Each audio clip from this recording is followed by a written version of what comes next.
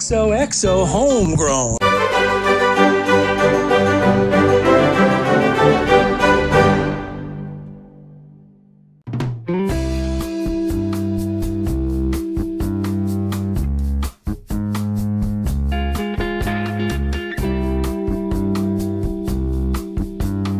So here we are off the beaten path at the at Strand Brewing Company, LLC. And it is off the beaten path here. It's the original Strand location. I'm here with Rich Marcello, who is partners with Joel Elliott, and the two of them together run Strand. And Strand is the oldest craft brewer that is still brewing in Torrance. Yeah, in this area, yes, yeah. I mean, were you referring to someone who moved downtown recently? Is that what you're referring I to, could have been referring to Angel City. Right, or? And wasn't there a previous Japanese brewer or something that was here? You know, and then you'd have to check with Mike Zislis, Rock and Brews. He had a little brewery around here somewhere back in the day. Okay. I think they made a beer, it was a red ale that I used to buy at Trader Joe's way back then. But yeah. So we, I guess, for the new guard, we're the oldest manufacturing brewery in Torrance. So while we're on the subject, I asked Smog City why Torrance, and they gave the reason as you. So why don't I ask you the same question? Why Torrance? Torrance, for us, well, we knew we were going to be in the South Bay. That was a given. Joel and I. We're discussing different areas.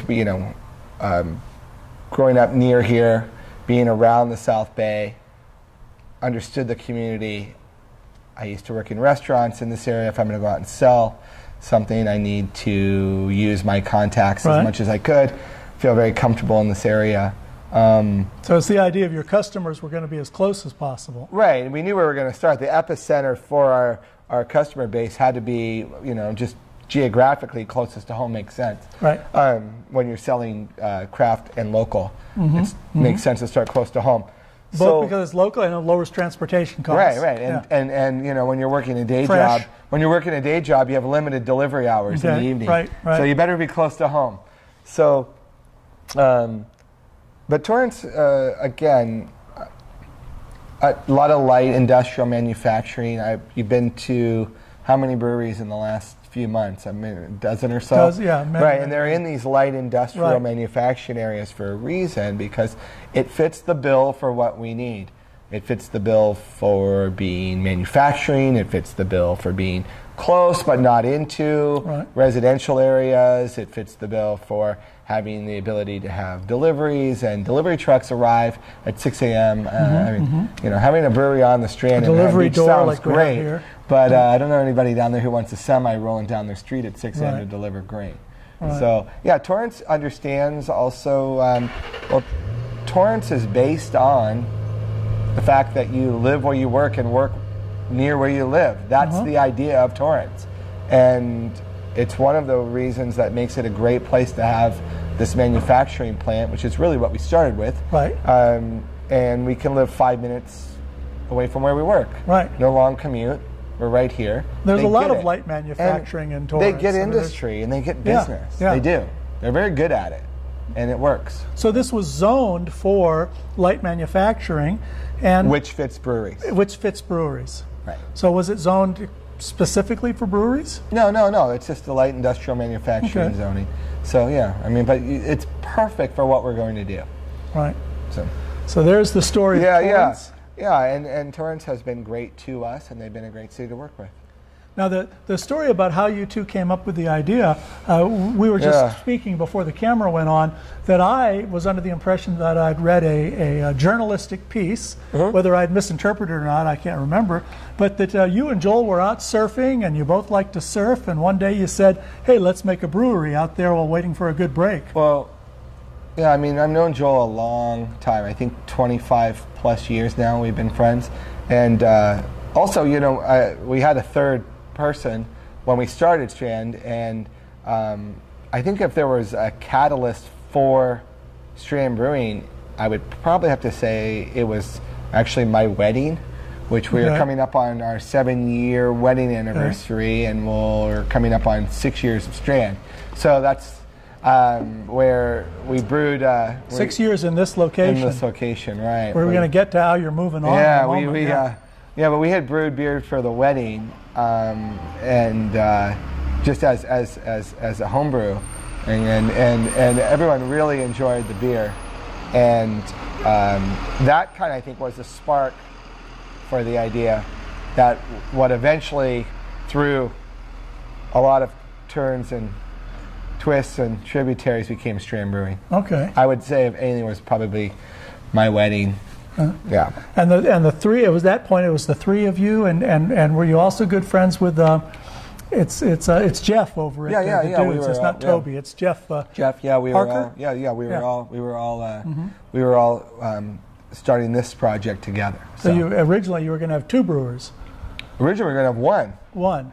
Yeah, and then as things kind of shook out and kind of everyone went in their own kind of path, it ended up with Joel overseeing the brewing, and then I myself have always been the same role of sales, marketing, PR.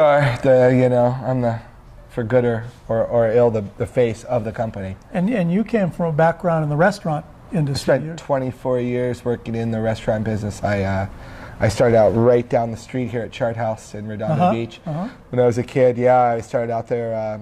1984 was my first year of working at the Chart House there, and I stayed in the restaurant business, nightclubs, always kind of gravitating to the beverage side.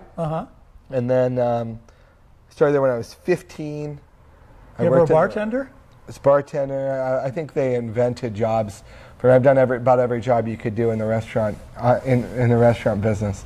But so you share that background with Martin Schwab over at correct, Phantom Carriage. Martin, incidentally, the first guy to ever buy Strand Brewing beers. Actually, he was when he was down at Naja's in Redondo on the pier there. First guy to ever buy Strand Brewing. We had our kickoff party there on October 17th of 2009. And Martin, I just saw him on Sunday at an event, and I always credit him with being the first guy to ever carry our beer. But so the restaurant business was great. When I decided to get married, I wanted to get out of the restaurant business.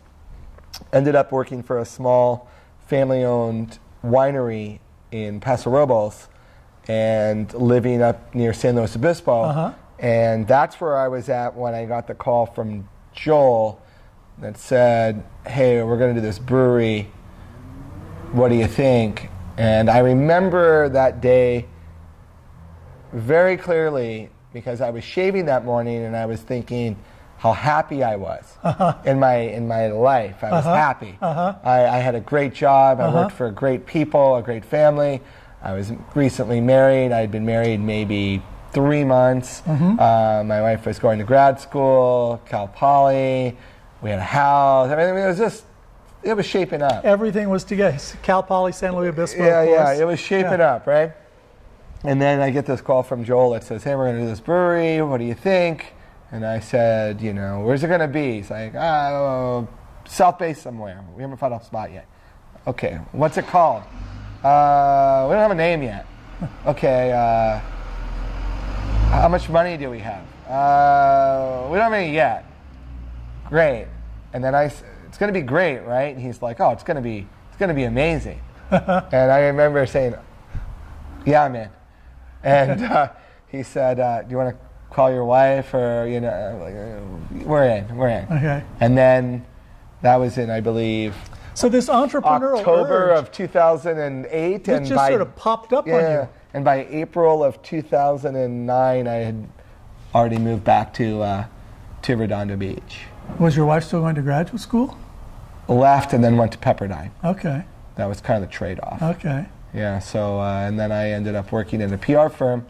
Finding a job in 2008, 2009 was not tough. So we're in a PR firm right here in Hermosa Beach, and we started building this place. Yeah, it worked out. But I think that I was always waiting for the right partner, the right skill set that I did not possess, right, to be there.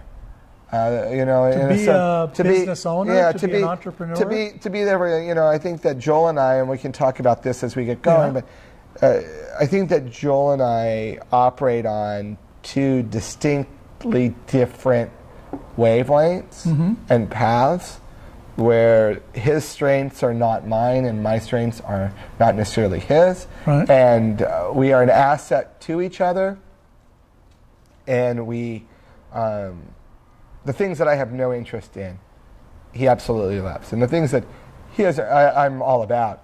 However, we're able to transcend that as well, and almost like a right brain, left brain, we have our signals hitting in the middle. Now, you've known Joel how long? Since 25 years. As I was saying. Yeah, so I mean, but somehow we have this ability to channel and link to each other's way of thinking, and it works. And he has his area and I have mine. It's like a great relationship where, you know, you don't necessarily want to be in a relationship with someone who is exactly the same as you. Right. It's not a very strong, you know, business in a sense. You know, I want him to have strengths I don't possess, and I think that I have strengths that, not that. And again, sometimes those lines are blurred again, where he can be looking at a problem for, you know, my own. I'll come in and throw my weird twist at it, and he's like, "Yeah, you're right." Or I can be struggling with something that my brain just can't get around the problem because of the way I'm attacking it. And he can come in and say, "Oh, just do that," and he's right because he hasn't overanalyzed it. He hasn't, you know. It's just his different perspective. Right. So it works that way too. It's a weird. It's even a timing thing, isn't it? Because I've noticed that you are a sort of mid-morning to afternoon guy. For sure. And Joel, I'm guessing, early morning, and he's gone by noon, 2 o'clock. I have that restaurant background again. I'm a mid-afternoon to late night. Right. You know. You didn't work for breakfast restaurant. You weren't working at IHOP. Midnight at a nightclub is, you know, I'm about halfway through my shift. Exactly. You know. So, but yeah, but somehow we tend to. What did Joel do before? Joel, actually, he did photography. He worked in film. He worked as a kind of a general journeyman, kind of carpenter, electrician. The guy can build anything. Right. All sorts of necessary experience for a brewery. All of the things that can help you save money while building a brewery and while maintaining a brewery, he can do. He can do welding. He can do plumbing, gas, electric. Again, he can build. He can, if it has a motor, he can take it apart and fix it. He's very mechanical, but he also has a very artistic eye. Everything that's logoed, anything you see that has any type of printing that we do, our label design on our bottles. I mean, anything that has a strand, that's Joel as well. So he does have. He has an eye for detail, and he's just a great guy to have as a partner. Because those things are tough to outsource.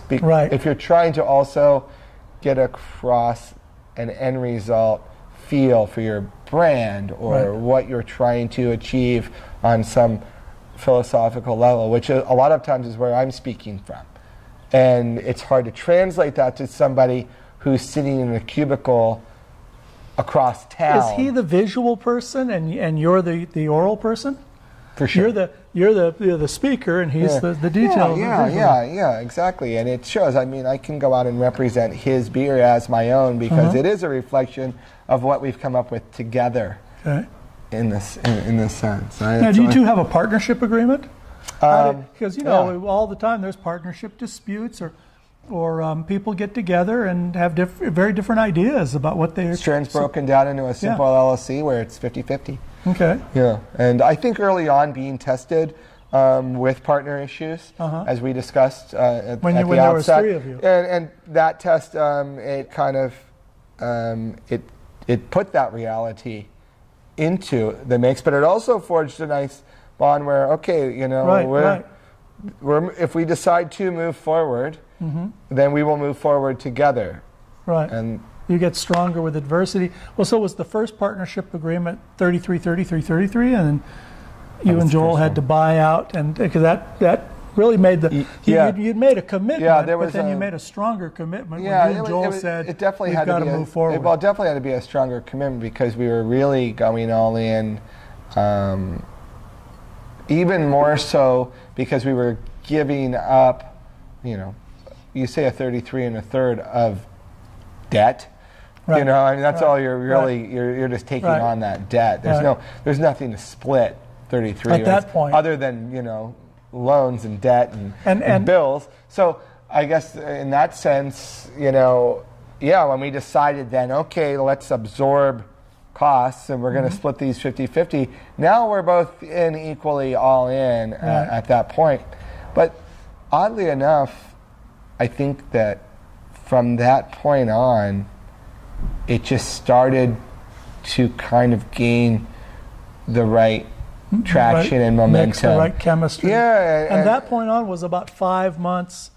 It was about 5 or 6 months after you actually begin. So you start the business. You're a partnership of 3. Correct. And then 6 months later, you and Joel have to say, do we really believe in this enough? Right, roughly, yeah. To take on that extra debt, and to take on the other party's debt. Yeah, to take on the on debt and to take on the work. Well, yeah, and the labor and the fact that we spent, now we're into February, March, April of 2010. Yeah. And I had moved back down here in April of 2008. So we're 2 years in, and now we're just starting to finally get traction. And that's 24 months. Positive cash flow, or no. Okay, that's not the traction. No, traction in the fact that in the market. Yeah, exactly. You spend a year, roughly 9 to 10 months to a year building it, and then that second year went by in a flash. Right. It was quick. Where did you find your first the market customers? Was different. Again, close to home. My wife and I were living very near Naja's. Okay. I would go in there. It's a great place if you've never been to do beer research because they have, I believe, 77, 78 beers on draft. They've got a few hundred more by the bottle. You can try a lot of different things. They host a lot of beer events there. You could go and meet brewers and meet people from around the brewing world. It was a great place for me to go into after a day of PR and then a day of construction. At the end of the night, to go in there and just think, okay, where's our place in all of this, and what are we going to do? Construction here, building up. Yeah, construction here at the brewery, and then go in there and say, where's Strand going to fit? Again, at one point, I had the easiest job in the world, selling Strand beer, because it didn't exist. Right. So it's fairly simple to do. My sales are zero. There's nothing. There's nothing to sell. So my job is kind of done the day I wake up. The minute I wake up, it's over. There's nothing to sell here. But as we get closer to completion, this realization falls on me at midnight or 1 in the morning, like a cold bucket of water. Wow, we're going to pull this off, and we're going to build this thing. Right. And it's going to be up to me to sell it. Right. And how am I going to do that? I have no real world experience of selling. Were you scared? It was more of a feeling of what an incredible challenge this is going to be. I have everything kind of staked on this thing that I think I can do. Right. But I have to prove that I can do. This was 2010 or so. This was 2000, before we opened. Okay. So yeah, this is we brewed our first batch of beer here September 2nd of 2009. Okay. And So I think this was probably about August 2009. I realized it's coming. So let's put it in context. So you're married at that point. Correct. Do you have children yet? Not yet. No. Okay. So and is your wife out of graduate school and working by then, or Finishing up. finishing up? So yeah. you're the sole breadwinner. Correct. And you've been working PR during the daytime, 5 a.m. to 1 p.m. and construction in the construction in the afternoon, and going out to Naja's in the evening. And places like beer bars like that. Beer bars like that. Meet people, right? Doing research, as it were. Right. And on my own time. You're wondering, how am I going to support a family like this? Right. I'm also wondering the fact that yes, I realize we're going to build it now. How are we going to sell it? Right. And that's me, because at some point, once I realize it's going to be built, I realize the eyes are going to turn to me saying, okay, showtime, you're on. Right. Do what you're going to do. It's up to you. Meaning Joel, your partner, is going to wake up. You're going to wake up one morning saying, I got to go to work, and Joel's going to wake up one morning and say, yeah, Rich has to go to work. Correct. So then that's, I think, though, what works well and works in our favor, the fact that Joel and I continually will push each other. Mm-hmm. I always challenge him to make more beer, and then he'll make more beer, and then he challenges me to sell more beer, and it just goes back and forth. Okay. The good thing there is our relationship is such that if he's ever struggling to make more beer, then I will lend a hand in any way I can, and we can figure out the problem to make more, which thereby makes my job harder because I have to go sell more. Got to go sell more. But then Joel will step up and figure out some ways to help me if I need help to sell more. So we're each other's nemesis and support system. So occasionally the two of you are able to turn into each other. You become an early morning person, and occasionally he turns into a late night person. Correct. Yeah. Occasionally he gets verbal. Right. We just. Again, we have that good symbiotic relationship, It's in any two-person partnership, it's a real bad thing to have both people having a bad day. Right. And luckily, it seems that we're able to know when the other person's having a worse day, and then rise to the occasion. Okay. And we're able to do that for each other. So you're like a good marriage. In a sense, yes. It's and then for the first 2 or 3 years, and our wives will tell you this because Joel's also married and has 3 children, and he had a child born in September of 2009 when we were opening. Okay. So we definitely spent more time here at the brewery or with each other than we did at home. I mean, our wives were brewery widows. And you both, Joel especially in 2009, had to have faith that this was going to work well enough. Because I know it's one thing being single. Oh, yeah. It's another thing even being married in this day and age where there's not as much pressure on a man to produce, and women produce too. Yeah, his wife was But working. It's a whole nother thing having a kid, especially when it gets to be more than one kid and they get to be of an age where all of a sudden they need to go to school somewhere. Yeah, it was all on the line for sure. Yeah. It still is, but it was a and we were in some fairly uncharted waters in the South Bay and in LA County and with beer in LA This isn't County. like opening up a brewery today in 2015. This was back.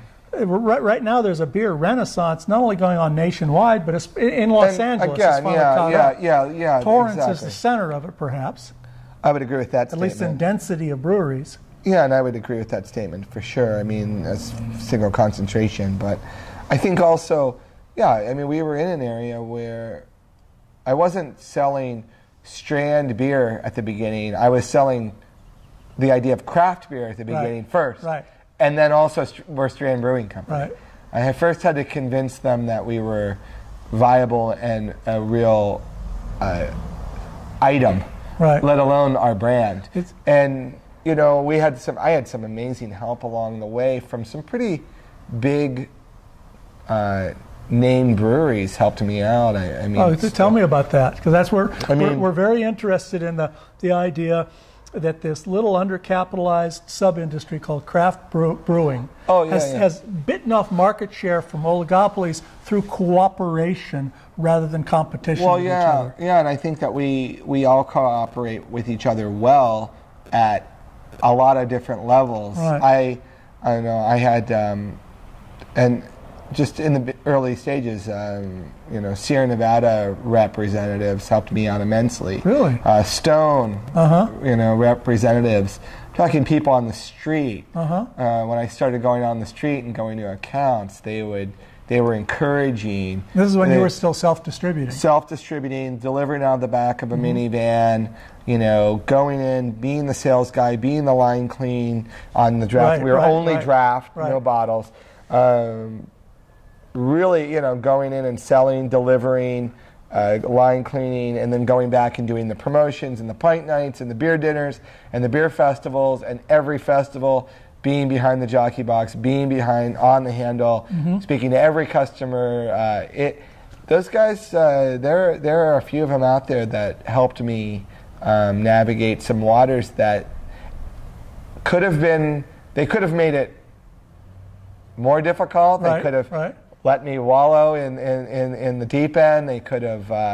They didn't need to offer the help. They really went above and beyond. In fact, I just saw a few of them over the weekend at a beer festival, and I always tell them that they're part of our story, whether they know it or not.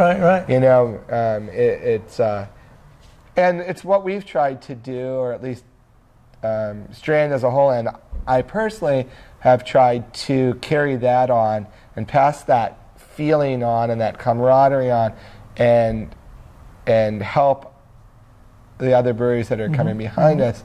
Because now, name a few of those. Whom have you helped? Because I hear your name all the time. Yeah, I mean, I think that, I don't know who we've helped directly, but I think that I would like to think we paved a nice way for a few of the local breweries, here in the South Bay, and so we have great relationships. We have great relationships. Rob Croxall is mentioned. Yeah, we have great relationships with El Segundo. We have great relationship with Smog City. We have great relationship with King Harbor. We have great relationship with Absolution.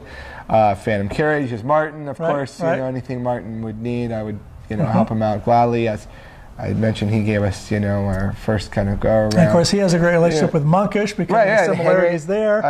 We were recently going for with our upcoming expansion. Henry came and spoke at our expansion, hearing. So for the zoning permit, correct, the conditional use permit. Conditional use, and so and I think that it's because Henry and at Monkish and the Porters at Smog City. And Rob at El Segundo, we all have our own kind of way of presenting our brand and our own little niche of what we're doing, but in the end, we're all there as a whole as craft beer. You're all and we're all representing beer. South Bay. Right, it's huge for us. Right, and we're all representing, we're all representing the industry, and I think that it shows. And by the industry, the beer industry or the craft beer sub-industry? Both. Both. Okay. I would, and I hear it from a lot of people also that are coming up, and I hear, Rob at El Segundo has been a big help, and I love to see that continue on, and hopefully those people will be the ones that are helping the ones coming up behind them, and that's the way that works. You mentioned McLeod. Right. I met them actually at Eagle Rock probably 2 years ago, and that's the first time I met them at Eagle Rock Brewing, and Jeremy and Ting. I mean, they're another great story and another great entity, and they're also coming up on 6 years, and so so early on I used to run into Jeremy out delivering accounts, and he was kind of holding down the north side of town, and I would hold down the south side of town, and that was pretty much it. We had Ladyface up in Ladyface Ale up in the valley. So, and you had Craftsman all the way out in Pasadena. But Mark. There was a day in which that was the four names. That was it. Yeah. Yeah. I was at Costco the other night, and there was a guy looking at all the beer. And I'm always going through it and saying, oh, what's here? What do I want? I do that too. Well, my wife liked da-da-da. And he was staring at it, and I said, well, what do you like? He says, well, I like Hefeweizen. Huh? And, I looked at him, I said, well, none of this stuff is going to be exactly like that. But they had Eagle Rock IPA there. Oh, yeah. And I said, for $4.79, this is your best value here. Just take this and see if you like it. Right? Henry, monkish? I haven't seen monkish in Costco. No, but I have seen the coffee porter. Correct. From Smog City. I've seen Dudes Brew in Costco as well. At this one. Okay. Here in Torrance. Okay. But so it's nice that Costco sort of lets you in. Just the fact that you're seeing that is complete departure from what you would have seen 5 years ago. Oh yeah. I mean, it's entirely different. I was going to said beer bars, quotes, and not getting a shot because they really weren't beer bars. They were kind of I'm the same way. You go in there and all they can offer you is some Mexican beers. You say, no, I want some craft beer. But you're absolutely right that 5 years ago you never would have seen any of this. And so what we can see now in Los Angeles is emblematic of what's happening in Los Angeles locally and emblematic of the whole country. When we see that craft beer has gotten a double-digit market share by growing double digits per year, you can see that now. What's amazing is that it's only whatever that is, 12%, 15%, because in LA it often seems like, oh, this is over 20% now. But there's still the hinterlands. It's not even close, And, again, early on, Simsies helped me out, and Mike Zislis, Rock and Brews, and Brew Co., and I'm in Shade Hotel, I'm in Strand House, I'm in Rock and Fish, all of his entities. Again, Mike Sims with Tin Roof Bistro, Simsies, shared MB Post, places like that. Gabe down at Beechwood Barbecue. Gabe, I think Gabe was our third account, was the Seal Beach. Really? The Father's Office, again. Father's Office has been a great place for craft. Great place for us. Way back when both locations have done an amazing job for us.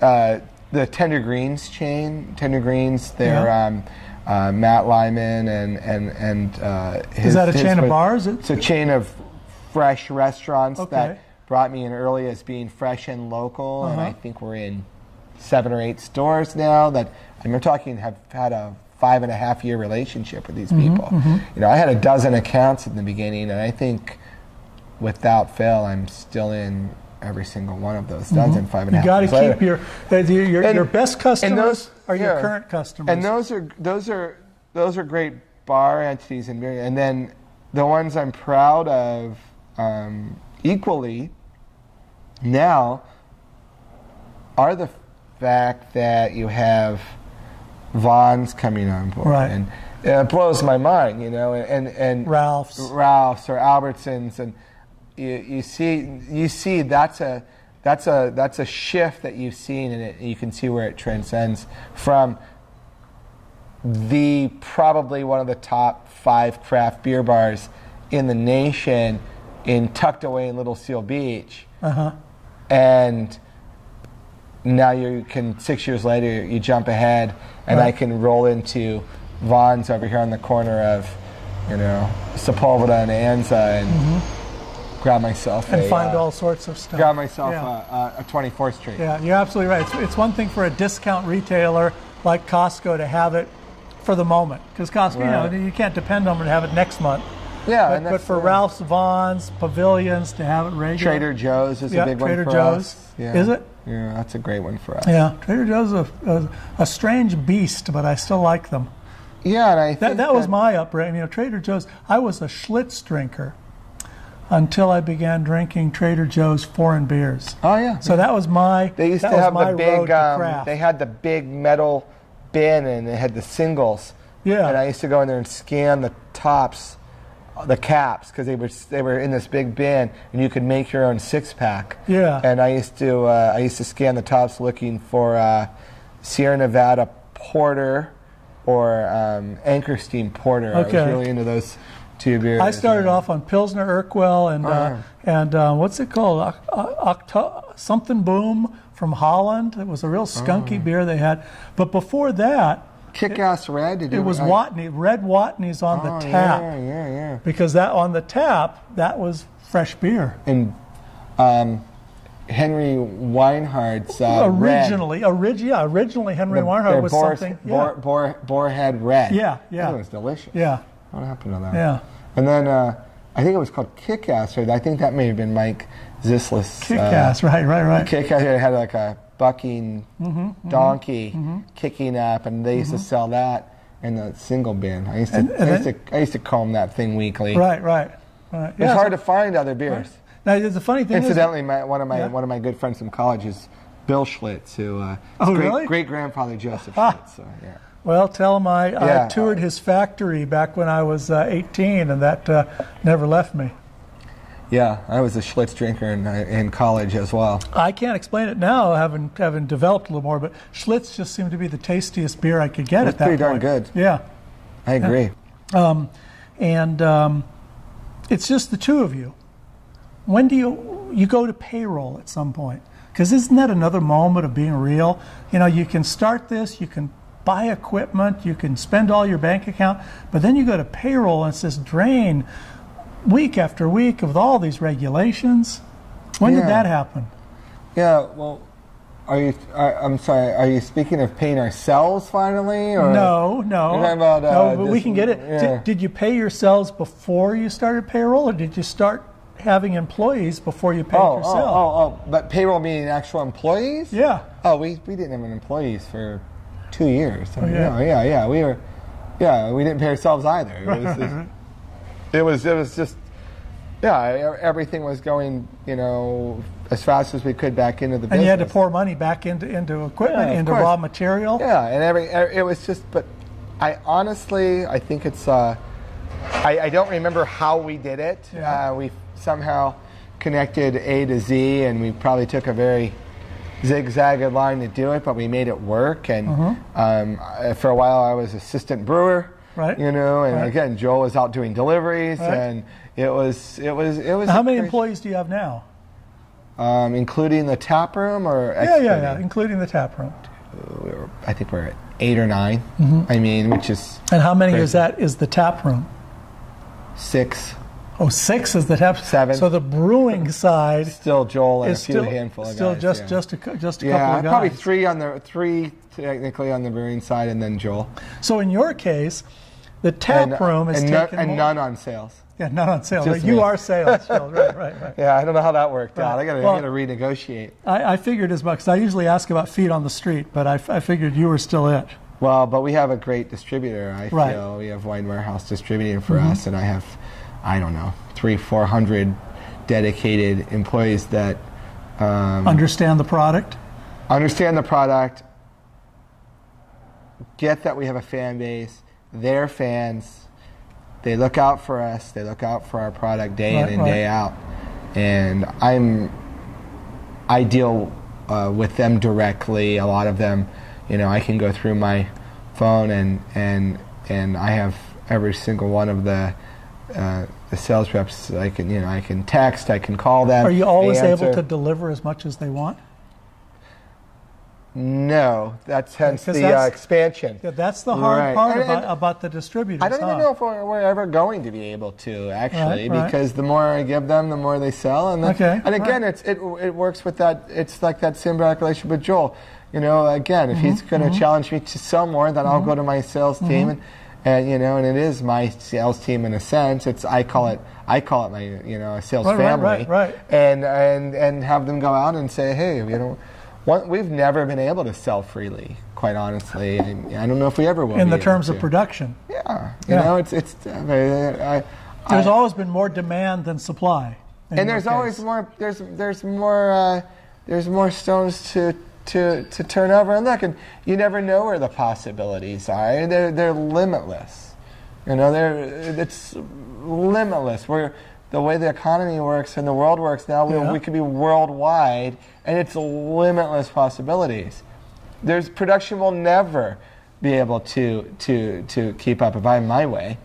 You know, I'm looking forward to the day where I can go out and just sell freely. So before we get to the new location, which is the big story that goes along with this interview and this time, let's just talk about opening that tap room. Because at first you didn't have a tap room. We did not. And some people start with a tap room and bottle later. Mm-hmm. And I imagine some people start with a tap room and even distribute later, kegs. Mm-hmm. But I'm hard pressed to think of who that is. Yeah, I would think that. Yeah, well, I think that you're not far off in the sense of maybe a very limited local distribution. Yeah. However, with a tap room. Right. And is a viable business for some people. It is, and I think that's what's fun about what we do in this craft world. Yeah. Where you mentioned Mark Jog. Yeah. Right. Of Craftsman and he's the grandfather of LA Brewers in Pasadena there. And completely doing his thing, and a great guy, and doing his own. He's on his own path. Right. He's amazing. And Jeremy and Ting and Eagle Rock, they're on their own path. Right. They have a new restaurant they opened now. It's a brew pub restaurant, which is a completely different thing from what they had as a manufacturer. And then they also started with a tap room that had a lot of food trucks, and they also could have guest beers, which is completely different. Right. And then you have whole another license. Right. And then you have places like ourselves and Rob at El Segundo and Henry at Monkish and Porter's at Smog City, kind of doing brewery tap rooms. Mm-hmm. There's a lot of regulations in all this, but the regulators are by and large friendly enough. In the sense that they want you to pay taxes. Well, it's clear cut. I mean, it's something that we're allowed to do as a manufacturing brewery, right? But the thing for us was we started so small. I mean, incredibly small. Where did the capital come from? What you guys funded your own money? Friends and family. Friends and family. Do you two own 100% still, or did you? Okay, and the family just loaned you money? Yes. Friends loaned you money? Yes. They don't own equity. Correct. Okay. Friends and family, and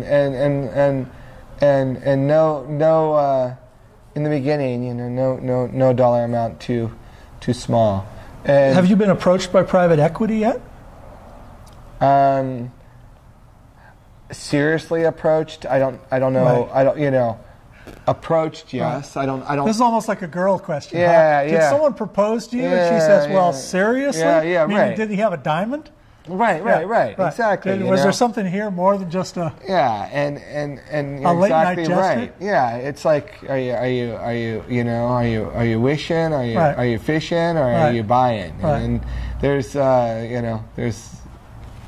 don't really care about that right now. It's like I'm so focused on what we're doing. I don't worry about what's to come. And you're expanding now. You're going from. We are now across the street from the place most people think of your original. Getting back to that tap room question, I want to finish up because we had a very unique scenario that I think is important to realize. The fact that for the first year we did one beer style, one beer. We did the 24th Street Pale Ale. So only beer for almost a year. So 24th Street Pale Ale.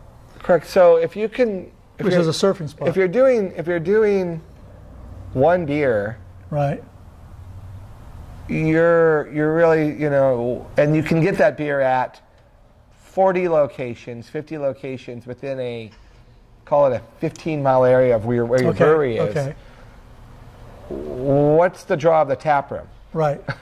I don't have one beer. You're not doing a special keg. No, anything. I'm going to have one beer that you can get at 40 other places. So there's really no reason for us to have a tap room. Our model is completely off the beaten path from, I think, what most people would consider to be the model of, obviously, that it's a retail dollar versus a manufacturing dollar, and any student of business will tell you that that's the better dollar. But for us, it was necessity was size, equipment, 2-man operation, 1 foot in a day job. let's get this thing going in the right direction. Fighting an uphill battle. Again, it wasn't like I just went out and was able to drop into 300 readily available accounts for you. That were the right calling direction for my beer. Wasn't the foot traffic? It was that Right. 10 mile, 15 mile, 20 mile radius of restaurants and beer bars. There were limits. Getting the Strand name out there, the brand. There were limits to even who would take that, even in that area. Oh yeah, you know? And sure. So, and now, I mean, if you started your brewery tomorrow and you opened 2 doors from us, you probably could start with 100 accounts on draft. Right. Probably have 3 or 4 distributors call you within the first 2 or 3 weeks before you opened, and want to know like how they can help and who you've decided to go with, and you have mobile. You were a pioneer. You have mobile. Is that why it was so hard? Yeah. Those pioneers had rough lives. The pioneers get the arrows in the back. Yeah. Is that what it was? Yeah. No, but yeah, and you have we bottle in house, but you have a mobile bottling. You have mobile canning. You have these options that. Now you bottle. You use mobile bottling, or do you bottle? No, we have a bottling line. Okay. We bottle in house. Which it took us 2009 to 10 draft. Yeah. 2010-11 draft. 2012 opened the tap room. Okay. 2013 bottling. Okay. And and at that point, mobile bottling, or did you buy the bottling line? No, we bought the bottling line, and Joel did his magic. Because correct me if I'm wrong, but my math is that if you use mobile bottling, it's barely break even. Yeah, I'm not sure because we've never used them, but I don't know. It's not inexpensive to hire the fellow with the machine to come by in his truck and do all this stuff for you with the bottles, with the with all that stuff. It gives you a bottle, but the bottle is almost like a marketing loss leader at that point. Yeah, I don't know. We've never used. It's close in any way. Yeah, and I mean, obviously, there's a reason to do it. There's pros and cons for everything. Right, absolutely. Coming up with the capital to buy our bottling equipment. Luckily, again, I have Joel who can take something that is maybe not worth much on paper and make it worth gold in reality, and he's able to do that. So, but how did that get you the bottling machine? We're able to buy a bottling machine that he can basically break it down to its bare parts and rebuild it up. So, I see. Yeah, so Joel's just gets back to the carpenter. Yeah, he's just great at he's I would say, by definition of expert. Right. I would say he is an expert at. He can take anything apart. I've never seen him not be able to take something apart and put it back together and make it better than it was. And it's just a really, really, it's a strong asset to have. It's a strong tool to have in your toolbox, And again, when I was growing up, we all could take apart a car, but there was one guy, Howard. He could put the car back together. Yeah. And only one guy, only Howard could. The rest of us could all take it apart. He probably made more money than anyone. He's selling raw land real estate now. Yeah. But one of his hobbies is he builds and crews sailing boats. So that's where he's doing his Joel. Yeah, exactly. And I think he has made a lot of money. Yeah, I bet he has, because if you can turn nothing into something, and then turn that something into something more, you're doing well. But again, our path has been completely unique. I feel in the sense that you couldn't do what we did now. It doesn't work because the time has changed. Right. It wouldn't make sense to do what we did now. It doesn't. I think there's a quote somewhere where Joel says, "Don't." Someone said, "Do you have any advice?" And Joel said, "Don't do what we did." And I think that gets taken out of context. Someone saying, "Don't do this because it's like crazy." No, don't do what we did because it doesn't make sense any longer. Right. If I were to open up, it does make sense now to have more ability to manufacture more, probably because there are more outlets that will take you. Right. And would I wait 2 years to get a distributor now? Probably not. Right. I wouldn't. Well, you couldn't be Mark Gill now and talk about just earning a living. Right. I don't think that works now. Yeah, I mean, maybe you could if you're out in the desert somewhere. Yeah, with the real estate and the capital you have to raise, and we were fortunate enough to raise just what we needed, and start kind of small with this ability then to kind of get our footing, get our feet under us, and crawl, then walk. And now we're starting to run, where if you're forced to get bigger, capital, larger investments, bigger money, well, then you're forced to run sooner. Right. And you're kind of at the whim of the fact that you have people that you need to pay back. If you have investors, they're looking for the quick payback. They're looking for a payback. Plan. Yeah. A payback. Yeah. And common sense tells you. Tap room, right? Bottles or cans, right? And draft beer, right? To get your name out. So it's interesting. I'm glad we started when we did. I can tell you that. All right. Also, we were a little bit under the radar. We didn't have a spotlight on us. We were able to navigate in some waters that without a lot of attention and.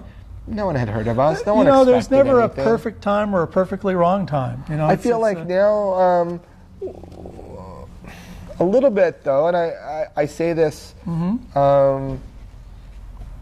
because I hear it not so much directed to me or Strand.